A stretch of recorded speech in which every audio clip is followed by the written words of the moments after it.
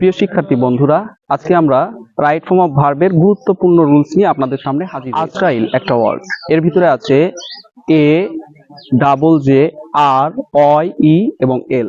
এতে হচ্ছে অলওয়েজ, জেতে হচ্ছে জাস্ট, আরেকটা জেতে জাস্ট নাও, আরতে হচ্ছে রিসেন্টলি, অয়তে হচ্ছে এট, ইতে হচ্ছে এভার এবং এলতে হচ্ছে লেট। এই ওয়ার্ডগুলো যদি থাকে তাহলে প্রেজেন্ট পারফেক্ট টেন্স হয়। সেক্ষেত্রে গঠনটা কেমন হয়?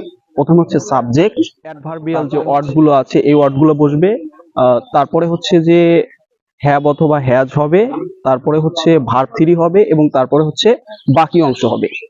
আমরা একটা উদাহরণ খেয়াল করি, I always visit the Mecca and Medina. এখানে যেহেতু অলওয়েজ ইন্ডিকেটর হিসেবে আছে, অলওয়েজ থাকলে প্রেজেন্ট পারফেক্ট টেন্স হয়। সেক্ষেত্রে কি হবে?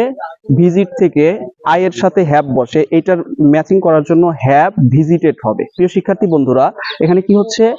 I always have visited Mecca and Medina. পরবর্তী ভিডিও নিয়ে আপনাদের সামনে হাজির হব। ধন্যবাদ সকল শিক্ষার্থীকে আমাদের সাথেই থাকার জন্য। আসসালামু আলাইকুম।